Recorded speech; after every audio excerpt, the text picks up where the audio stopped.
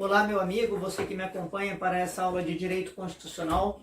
Nós vimos na última aula a respeito do histórico das constituições brasileiras, e aí vimos então a primeira Constituição de 1824. Daremos continuidade então às outras constituições, provavelmente vendo aí na aula de hoje a de 1891, a de 1934 e a de 1937.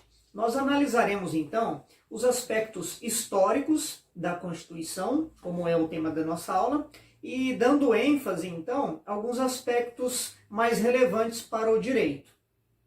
A Constituição de 1891, então, teve a Assembleia Constituinte eleita em 1890.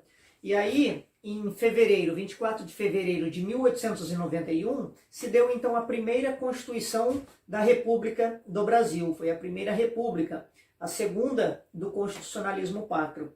Ela é promulgada então e sofre uma reforma depois em 1926 e vai vigorar até o ano de 1930. Então vamos lá.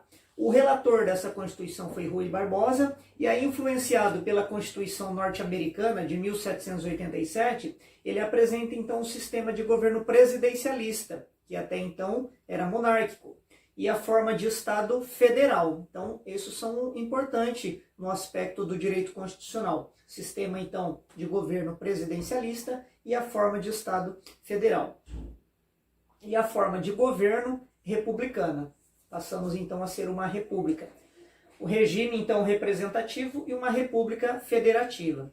Aí previa então a união perpétua e indissolúvel das antigas províncias e transformou-se então nos Estados Unidos do Brasil. Esse foi o nome então do nosso estado, Estados Unidos do Brasil. O Rio de Janeiro foi transformado aí então em Distrito Federal, sendo a capital da União. Não havia neste momento, daí, a partir dessa Constituição, mais uma religião, como antigamente, não havia religião oficial. O Estado passou então a ser um Estado laico, sem religião oficial, também chamado de Estado-país leigo, não confessional, são outros nomes também utilizados. Então, Estado laico. Retirou-se os efeitos civis no casamento religioso, o casamento então religioso não tinha mais efeitos civis, e houve a proibição de ensino religioso nas escolas públicas. Sendo assim, consequentemente, o Estado não estava mais submisso, ele não acatava mais as decisões que eram proferidas nos tribunais eclesiásticos. Os poderes eram organizados, que até então havia o poder moderador, nós vimos, uma teoria distinta da de Montesquieu. Esse poder moderador foi extinto, prevalecendo então a teoria clássica de Montesquieu, onde temos a tripartição dos poderes em legislativo, executivo e judiciário. Os poderes então, conforme previa a Constituição, harmônicos e independentes entre si. No poder legislativo, nessa Constituição previa então a Câmara dos Deputados e o Senado Federal, o bicameralismo, como nós temos aí hoje, bicameralismo federativo. E aí, determinada lei passava, então, por essas duas câmaras, duas casas, e aí previa, então, a sanção do presidente da República. O sufrágio para a escolha desses membros era direto, e os deputados tinham um mandato de 3 anos e os senadores de 9 anos, os deputados representando o povo e o Senado representando, então, as províncias até então. No âmbito estadual, alguns estados também possuíam esse bicameralismo, tá? Então isso havia no aspecto aí estadual, que eram as províncias, e havia também isso em alguns municípios, 2 câmaras aí, com o Senado também aí municipal. Em relação ao poder executivo, se dava pelo presidente e vice-presidente, um sufrágio direto, mandato de 4 anos, e não podendo ser reeleito. Não havia, então, a previsão de uma reeleição. O sufrágio era direto, a partir de então, aquela Constituição de 1891 passou a prever, a estabelecer o sufrágio direto. Porém, o atual presidente então, da época e o vice-presidente haviam sido eleitos de forma indireta. O Poder Judiciário, que era o órgão máximo, passou a se chamar, então, Supremo Tribunal Federal, a partir de então, composto por 15 juízes. Previa a vitalicidade dos juízes federais e dos membros do Supremo Tribunal Militar. Para os juízes federais, também havia previsão da irredutibilidade dos salários, hoje previsto também na nossa atual Constituição, dos vencimentos, na verdade, né? Na irredutibilidade de vencimentos. Nós temos a Constituição de 1891, nós já vimos em outras aulas que era uma Constituição rígida, ou seja, o processo de alteração das normas constitucionais era mais rigoroso, mais solene, se exigia um pouco mais em relação do que as outras normas.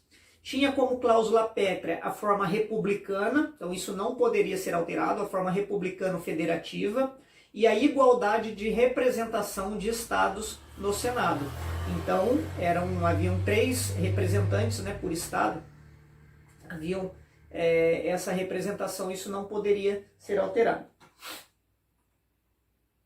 Em relação aos direitos que foram declarados com essa Constituição, aboliu-se a pena de banimento e a pena de morte, exceto no caso de pena de morte, que poderia ser em tempos de guerra. Em casos de guerra, haveria então essa possibilidade, conforme estava previsto na legislação militar em vigor da época. Como garantia constitucional, o habeas corpus passou a ser previsto então no texto constitucional, que até então não era, havia previsão de habeas corpus, mas não dentro da Constituição, passou a haver então essa previsão. E com a reforma de 3 de setembro de 1926, houve uma reforma de forma arbitrária daí, houve então a centralização do poder, restringindo a autonomia que os estados possuíam, que as antigas províncias possuíam, passou-se então a restringir a autonomia e deu uma grande ênfase, fortaleceu, vamos assim dizer, o poder do executivo. Devido a várias circunstâncias, vários motivos aí que envolvem aí contextos históricos, aí em 1930 se deu então a Revolução, né, a Revolução de 1930, onde estabeleceu um segundo governo aí provisório da nossa República. Foi o fim então da República Velha, com a Revolução de 1930, onde se instituiu esse governo provisório e levou então Getúlio Vargas ao poder. Então essa praticamente é um resumo do que foi e como se deu a Constituição de 1891. Aí passamos por esse período aí de governo provisório. Os motivos, como eu disse, foram vários. Houve uma crise financeira e econômica em 1929, a pequena burguesia estava em ascensão, houve um movimento chamado de tenentismo contra as oligarquias, contra o regime militar, surgimento da classe operária que estava descontente com todo o processo de industrialização que estava ocorrendo no Brasil, também mundo afora, houve assassinato de João Pessoa, então foram várias situações que promoveram então a Revolução. Aí uma junta militar transferiu então o poder que havia então para um governo provisório, e aí durou até a promulgação da Constituição de 1934. Nós vimos que a de 34 foi uma Constituição promulgada. E aí, nesse texto de 34, foi estabelecido então de forma democrática. Esse governo provisório que perdurou ali de 1930 até 1934, ele então exercia tanto as atribuições do Poder Executivo como do Legislativo. E aí o interventor, foi nomeado um interventor para cada estado, para cuidar assim de cada estado, havendo controle daí também sobre os municípios durante esse período. Em 1932, Getúlio Vargas daí decretou o Código Eleitoral e aí instituiu a Justiça Eleitoral e adotou o voto feminino e o sufrágio universal, que foram previstos e estão hoje, até hoje na nossa Constituição. Em 1932, então, abre essa possibilidade para o voto feminino, sufrágio universal, direto e secreto, como nós temos ainda hoje. Aí vem, então, em 1934, a promulgação da Constituição, de uma nova Constituição, e aí temos nela ideais de liberalismo econômico e democracia liberal da Constituição, já que foi apresentada lá em 1891. Essa Constituição anterior já previa essa ideia de democracia liberal, e aí esses ideais liberais acabam permeando aí a Constituição de 1934. Essa Constituição ela sofre também uma influência da Constituição de Weimar da Alemanha, de 1919, onde se evidencia assim os direitos humanos de segunda geração. E aí cria-se então a partir daí, no Brasil pelo menos, na Constituição de 1934 e a partir dela, essa expectativa, essa perspectiva do Estado social de direito, com a participação popular prevendo aí, então os direitos chamados de segunda geração. Quais os princípios que permeavam, então, que norteavam a Constituição? A República, a Federação, tripartição dos poderes, presidencialismo e um regime representativo. O Rio